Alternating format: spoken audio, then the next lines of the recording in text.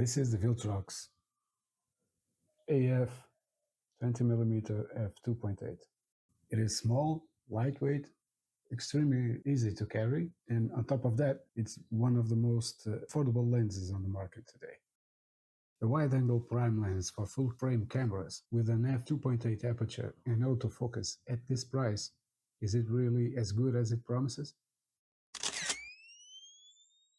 Hello, welcome back to the channel and to another video about photography and camera gear. Today, in this video, we'll talk about the Viltrox AF 20mm f2.8. We will talk about its build quality, specifications, and above all, what it can deliver in the real world. So, shall we get started? Let's go. This is a very light and compact lens, weighing only 157 grams, and it's entirely made of plastic, but the construction still feels quite solid for its price. On the front, we can mount 52mm filters, but they need to be low profile because with such a wide angle, there's a chance the filter might cause unwanted effects in the final image.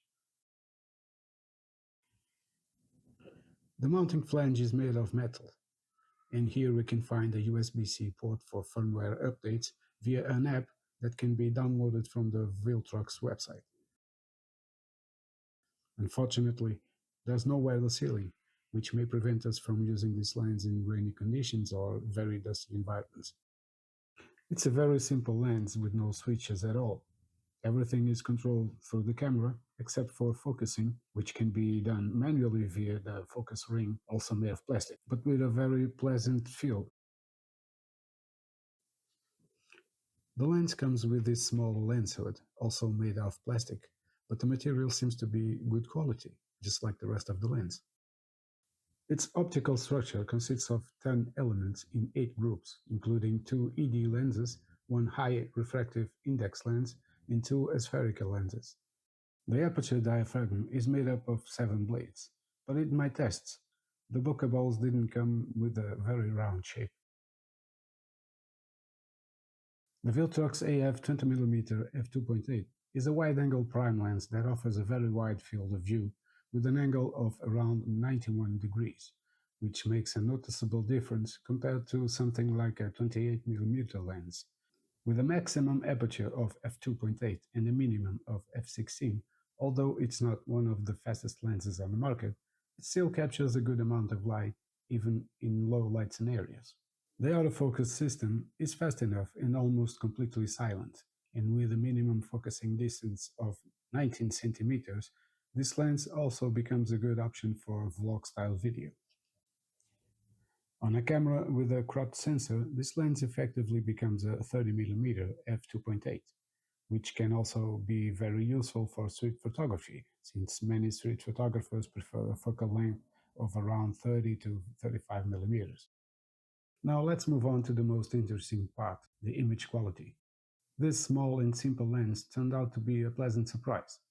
My tests were done using a Sony a7 III with 24 megapixels, and the quality this lens produces is clearly visible even without pairing it with a higher resolution camera. Looking at the center of the image at f2.8, the sharpness is already quite good, but stopping down to f4 makes it practically perfect. Moving to the corners at f2.8, the image is a bit less sharp, but as we stop down to f4, 5.6 and f8, the quality gradually improves. As for distortion, this lens isn't among the best on the market, but that's to be expected considering its price. At all apertures, we can find some distortion, which fortunately is easy to correct in most editing software. One great feature is its short minimum focusing distance of 19 centimeters. By taking advantage of this feature, we can achieve fairly nice bokeh when getting close to the subject, but at the end of the day, we're dealing with an affordable wide-angle f2.8 lens, not a 50mm or 85mm f1.4, so amazing bokeh isn't really what this lens is about.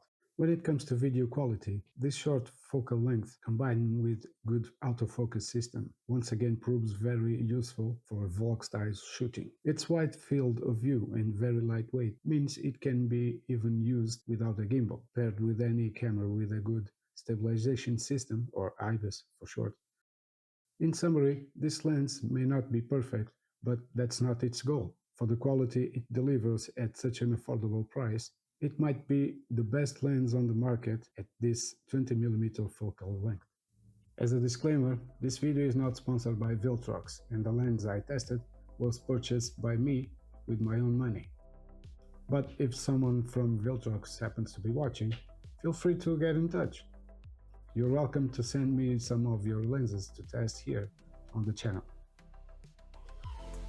I hope you liked this video, and if you did, please give it a like and don't forget to subscribe, because it's completely free.